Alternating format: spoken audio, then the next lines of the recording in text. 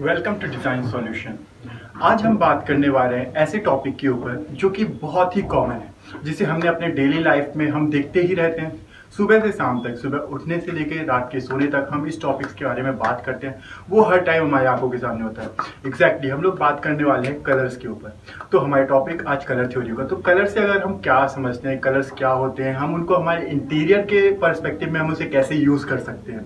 तो अगर मैं नॉर्मल सी लैंग्वेज में बोलूँ तो कलर क्या है। अगर हम लोग सुबह उठते हैं, सुबह उठ के आप ब्रश करने जाते हो, उसमें भी आप एक कलर देखते हो। आप सोने जाते हो, आपके सोफे के कर्शंस या फिर आप अपने तकिया देखते हो, आप बेड में सोने जाते हो, उसकी तकिया रहती है, उनके अलग सेपरेट कलर रहते हैं।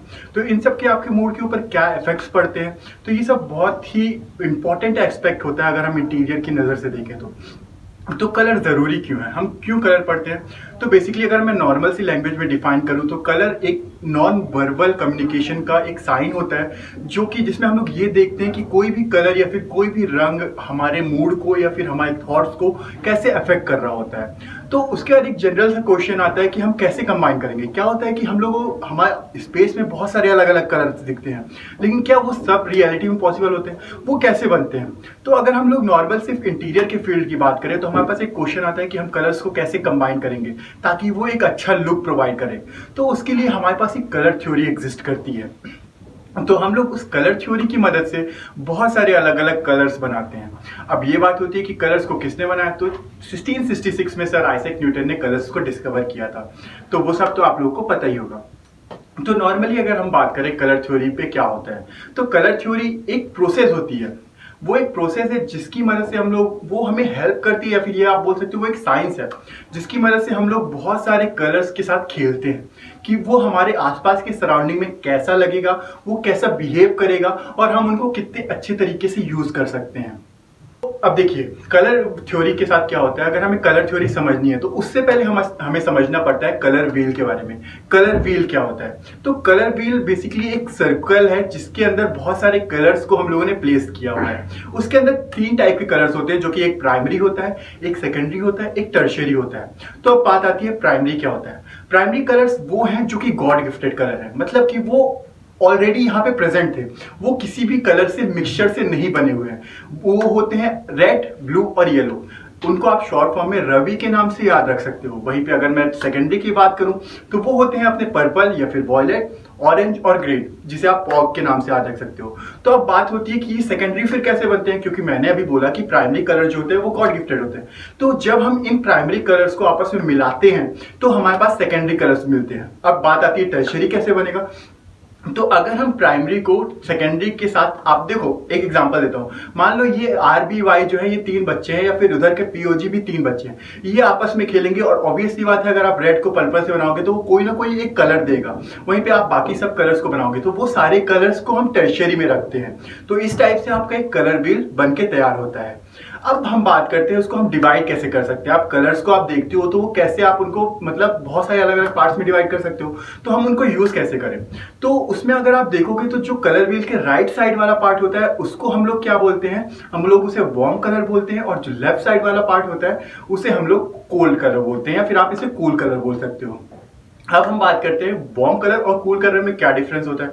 तो देखो वार्म कलर्स वो कलर्स होते हैं जिनकी वजह से हमारे अंदर वार्मनेस आए, मतलब कि हमें उन कलर्स को देख के हमें थोड़ी हीट फील हो। जैसे कि अगर आप देखोगे रेड कलर या फिर येलो कलर, ऑरेंज कलर, तो इनको देख के हमें थोड़ी सी गर्माहट टाइप की फील होती है। क्यों होता है ऐसा, क्योंकि ये अगर आप सन को देखते हो ये सन से रिलेटेड है, फायर से रिलेटेड। फायर का कलर क्या होता है, येलो होता है, रेड होता है, वो उनके इंटेंसिटी पे डिपेंड करता है, ठीक है। तो उसकी वजह से हमें वार्मनेस की फील आती है, इसलिए हम इनको वार्म कलर में रखते हैं। और ये वो कलर होते हैं जिनकी वेवलेंथ लॉन्गर होती है।